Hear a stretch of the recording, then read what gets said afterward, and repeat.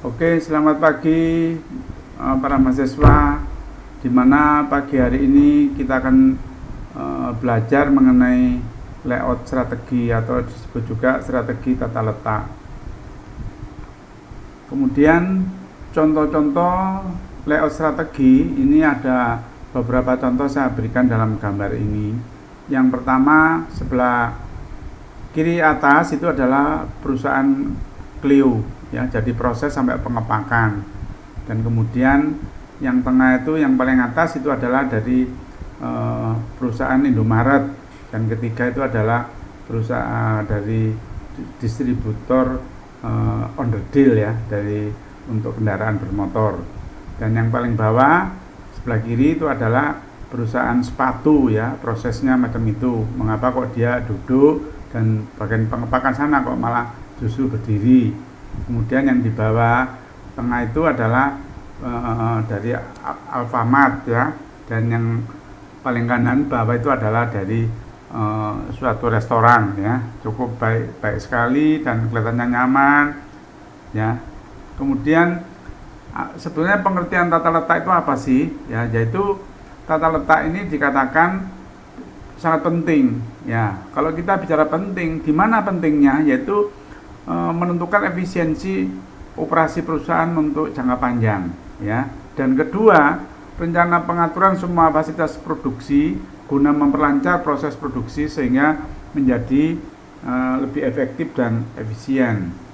Sedangkan tujuan dan manfaat layout, ya, kalau secara umum itu dikatakan ingin dicapainya untuk meminimumkan biaya atau meningkatkan efisiensi dalam pengaturan segala fasilitas produksi dan area kerja. Dan secara spesifik, ya, yang baik adalah layout itu adalah untuk memberikan manfaat. Apa saja? Yaitu yang pertama meningkatkan jumlah produksi, mengurangi jumlah waktu tunggu, mengurangi proses pemindahan barang, penghematan penggunaan ruangan, efisiensi penggunaan fasilitas, mempersingkat waktu proses, kemudian meningkatkan kepuasan dan keselamatan kerja, dan yang terakhir dikatakan juga mengurangi kesimpang siuran. Proses atau prosedur atau proses di sini yang mempengaruhi itu yang tahap pertama, yaitu mengatur layout mesin dan fasilitas produksi, ya, dalam setiap departemen. Dan kedua, mengatur layout departemen serta hubungannya dengan departemen yang lainnya tetap di dalam satu perusahaan. Pengaturan layout itu harus memperhatikan faktor apa saja. Di sini disebutkan jenis produk yang dibuat, urutan proses, peralatan yang digunakan, pemeliharaan dan penggantian, kemudian keseimbangan kapasitas, ya, areal tenaga kerja, area pelayanan, dan yang terakhir ini adalah fleksibilitas. Kalau kita tinjau jadi jenis-jenis layout itu ada 7, ya. Coba kita perhatikan yang pertama dulu, yaitu layout kantor, ya. Ternyata kantor pun juga perlu penataan yang sedemikian rupa, ya, namanya perkantoran, jadi tidak seenaknya atau tidak sembarangan. Ya, sebenarnya di sini termasuk pelengkapan pekerja, ruang dengan mempertimbangkan kenyamanan, keamanan, dan pergerakan informasi. Dan kedua adalah toko eceran. Layout ini didasarkan pada ide bahwa penjualan menarik perhatian konsumen, sehingga banyak manajer retail itu mencoba untuk mempercontohkan atau memperlihatkan, ya, produk kepada konsumen sebanyak mungkin. Dan yang ketiga, layout gudang atau penyimpanan, yaitu untuk menemukan titik optimal antara biaya penanganan bahan dan biaya-biaya yang terkait dengan luas ruangan gedung. Kemudian biaya-biaya ini meliputi peralatan, biaya pengawasan, asuransi, dan penyusutan. Layout gudang ini yang efektif juga meminimalkan kerusakan material dalam gudang. Dan keempat ada layout posisi tetap. Nah, posisi tetap ini dalam suatu tempat, ya, sudah tertentu, di mana pekerja itu nanti akan mendatangi peralatan. Jadi peralatan tidak akan mungkin dipindah-pindah. Jadi si pekerja itu akan mendatangi peralatan tersebut. Contohnya seperti di proyek ya, proyek pembuatan kapal, jalan raya, jembatan atau rumah macam itu. Kemudian yang kelima adalah layout yang berorientasi pada proses, yaitu layout yang berorientasi pada proses ini dapat menangani beragam barang dan jasa secara bersamaan, secara simultan ya. Ini merupakan cara tradisional untuk mendukung sebuah strategi diferensiasi produk.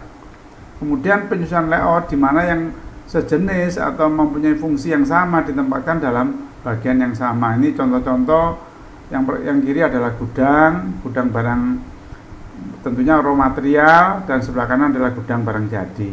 Jadi penyusunannya kita lihat yang bagian bubut ya, bagian potong dan sebagainya. Jadi mana yang lebih dulu dan atau mungkin yang bersamaan itu bisa kelihatan sendiri. Jadi cara penataannya harus macam ini. Ini adalah contoh adalah layout di suatu perusahaan permesinan gitu ya.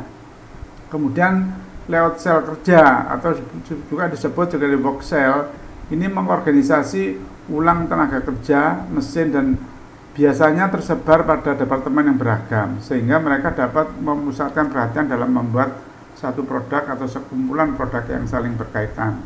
Keunggulannya apa untuk layout sel kerja ini? Satu, mengurangi persediaan setengah jadi ya, atau dikatakan juga work in process, mengurangi persediaan bahan baku dan barang. Ketiga, mengurangi biaya tenaga kerja langsung, meningkatkan partisipasi pekerja, dan yang terakhir adalah meningkatkan utilitas peralatan dan mesin. Layout ini yang terakhir atau disebut layout yang berorientasi pada produk. Jadi layout yang berorientasi pada produk ini pada umumnya mengorganisasi produk atau kelompok produk yang mempunyai volume tinggi, tetapi variasinya produk itu sedikit ya. Jadi ini volumenya tinggi dan variasinya produknya sedikit. Saya ulangi lagi. Kemudian kalau kita melihat apa kelebihan dan kekurangannya, coba kita lihat dulu dari kelebihannya. Biaya variabelnya menjadi rendah ya, karena tidak terlalu banyak terutama tenaga kerja memindah-mindah barang dan sebagainya. Biaya manajemen persediaan murah, pelatihan atau supervisi lebih mudah, proses mengadakan bahan baku sampai dengan barang jadi lancar dan cepat. Hanya kekurangannya investasi jadi besar ya. Dampak dari penghentian pada satu titik terhadap keseluruhan operasional, proses tidak bisa fleksibel ya. Di sini kira-kira yang perlu saya sampaikan, dan semoga dari tujuh jenis layout tadi Mas Ridwan bisa memahami dan lebih untuk mempraktekkan di mana kita akan bekerja atau mungkin di perusahaan. Baik itu kan juga salah satu kan tadi ada kantor ya, silakan itu menjadi salah satu acuan. Ternyata itu pentingnya layout itu sendiri ya. Terima kasih dan selamat belajar.